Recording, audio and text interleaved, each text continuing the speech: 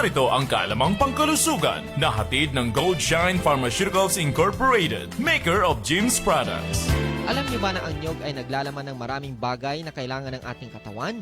Kung kumonsumo ka, sabihin nating 100 grams o isang tasa ng nyog, makakakuha ka na ng 7.5 grams ng protina, 18 grams ng fiber, 25 grams ng carbohydrates at 65 grams ng taba. Lahat ng mga macro ay naroon. Sa kabuuan, makakakuha ka ng 650 calories. Kasama rin sa benepisyo ng nyog ay mayroon itong manganese, selenium, magnesium at copper ang nyog. Generally, ligtas ang nyog kainin.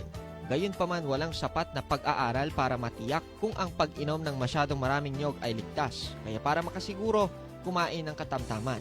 Kung gusto mong gamitin ang nyog bilang gamot, kailangan mo munang tanungin ang iyong doktor, lalo na kung may mga underlying health conditions o umiinom ng mga gamot. Ganito rin kung ikaw ay buntis at nagpapasuso. Kung may alam kang allergy sa coconut oil at palm pollen, hindi ipinapayong gumamit ng nyog.